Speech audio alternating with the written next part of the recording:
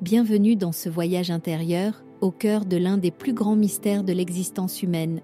Aujourd'hui, je vais vous raconter les histoires de ceux qui ont traversé la frontière ultime, celle qui sépare la vie de la mort, et qui, contre toute attente, en sont revenus. Ils sont nombreux, à travers le monde, à avoir vécu ce que l'on appelle une expérience de mort imminente. Certains étaient en arrêt cardiaque, d'autres ont eu un accident. D'autres encore ont sombré dans le coma, leur cœur s'était arrêté, leur cerveau ne montrait plus d'activité. Et pourtant, leur conscience, elle, continuait. Qu'ont-ils vu? Qu'ont-ils entendu?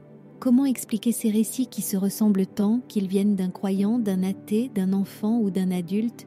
Aujourd'hui, nous allons plonger ensemble dans ces témoignages fascinants, parfois bouleversants, et tenter de comprendre le message qu'ils nous apportent. Préparez-vous, car ce voyage risque de changer à jamais votre regard sur la vie et sur ce qui nous attend après la mort. Chapitre 1. L'instant où tout s'arrête.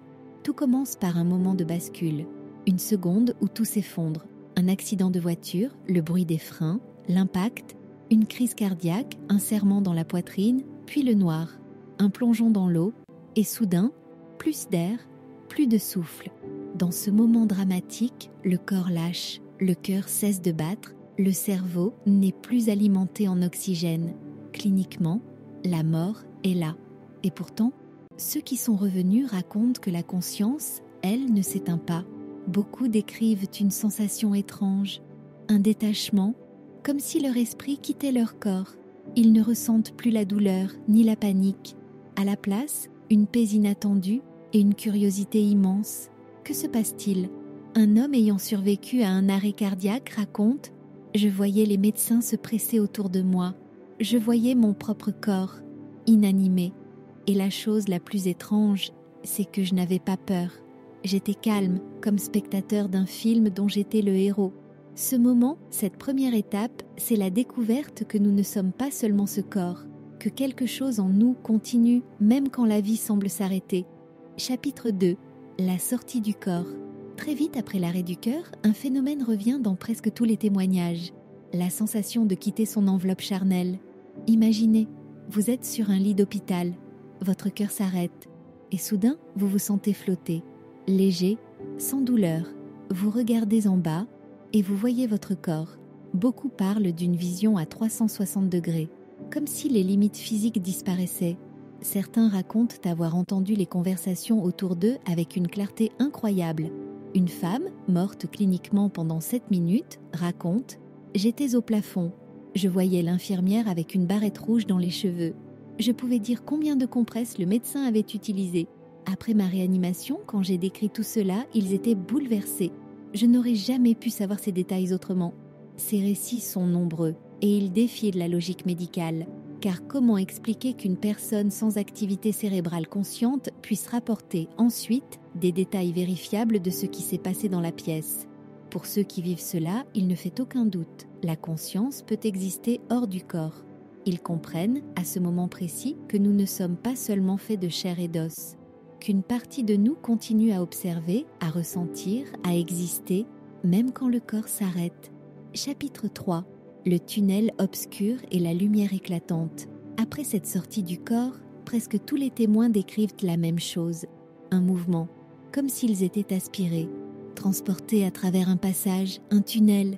Certains parlent d'une obscurité, un noir profond mais qui ne fait pas peur, un vide mais qui semble familier, et au loin, toujours, une lumière.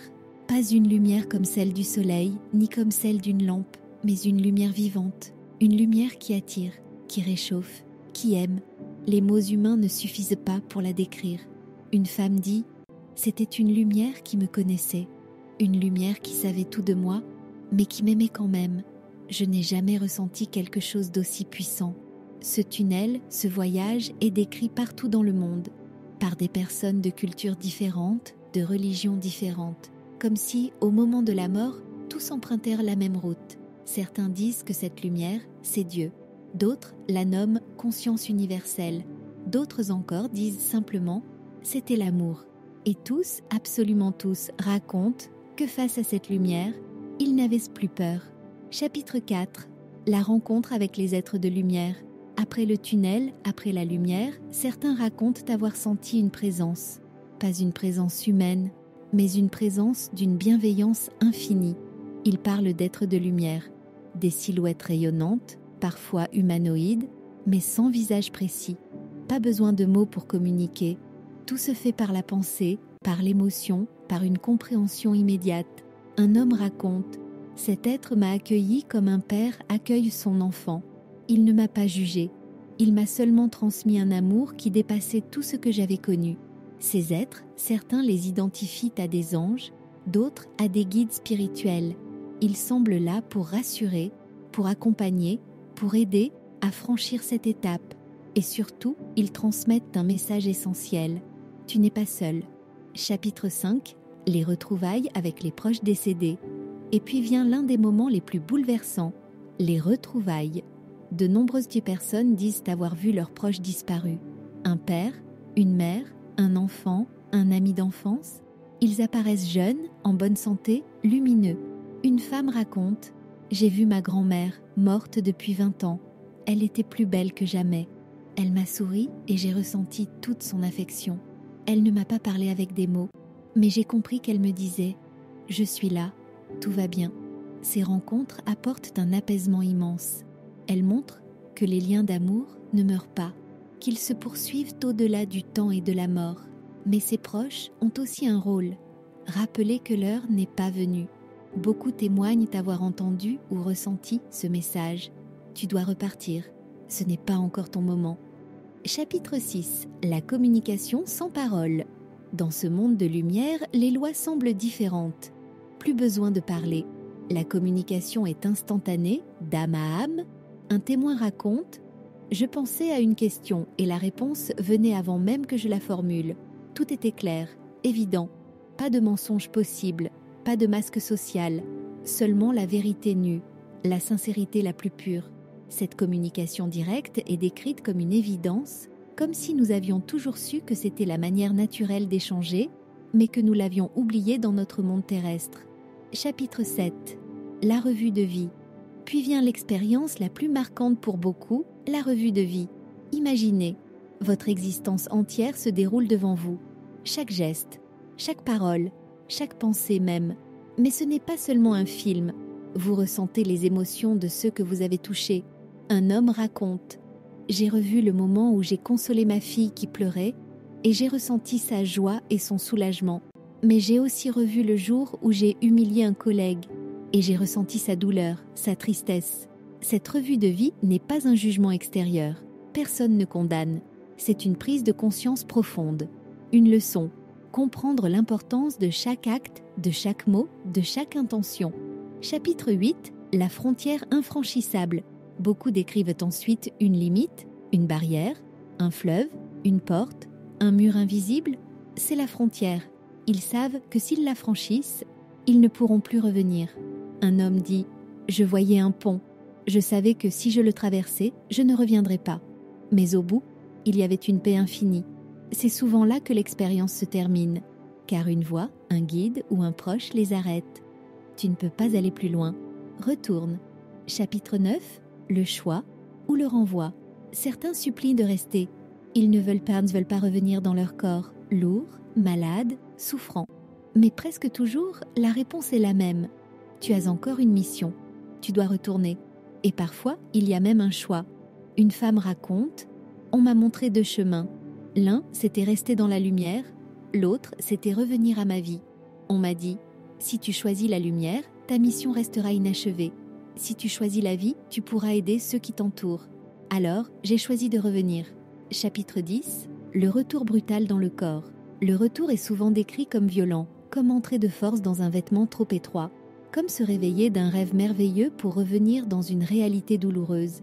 Un homme dit « Revenir dans mon corps a été comme plonger dans une carcasse usée. La douleur est revenue d'un coup, mais je savais que j'avais une raison d'être encore là. » Chapitre 11. Les transformations après l'expérience. Une fois revenues, rien n'est plus pareil. Ces personnes changent. Elles perdent la peur de la mort. Elles deviennent plus spirituelles, même si elles ne l'étaient pas avant. Elles cherchent le sens, la vérité, l'amour. Une femme dit « Avant, j'étais obsédée par l'argent et la réussite. Après mon expérience, je n'avais qu'un désir, aimer plus, aider plus. Certains développent même des dons. Intuition, guérison, prémonition. Chapitre 12. Les sceptiques et les preuves troublantes. Bien sûr, certains sceptiques disent « Tout cela est une illusion du cerveau en manque d'oxygène ». Mais comment expliquer les détails vérifiables? Ces conversations entendues alors que la personne était inconsciente? Ces objets vus dans une autre pièce? Ces preuves troublantes continuent d'interroger les scientifiques du monde entier. Chapitre 13. Témoignages bouleversants du monde entier. Et ce qui est encore plus étonnant, c'est que ces récits existent partout. En Europe, en Afrique, en Asie. Chez les croyants comme chez les athées. Chez les enfants comme chez les adultes. Les mots changent, les images varient, mais le cœur du message est identique. La conscience survit à la mort. Chapitre 14. Le sens caché de ces expériences. Alors, que signifient toutes ces expériences? Elles semblent nous dire que la mort n'est pas une fin, qu'elle est un passage, qu'au bout, ce qui nous attend, c'est l'amour, la lumière et la vérité, et que le but de notre vie ici-bas est simple, aimer. Aimer nous-mêmes, aimer les autres, pardonner, aider, car ce qui restera de nous, ce ne sont pas nos richesses, ni nos titres, mais l'amour que nous aurons semé. Chapitre 15. Conclusion. La mort n'est pas la fin. Voilà ce que nous apprennent ceux qui sont revenus de la mort. Ils ont vu la lumière, ils ont revu leurs proches, ils ont compris que la vie continue, ailleurs, autrement. Et surtout, ils nous transmettent un message universel. Ne craignez pas la mort, craignez plutôt de ne pas avoir assez aimé pendant votre vie. La mort n'est pas un mur, c'est une porte, une transition, un retour à la maison.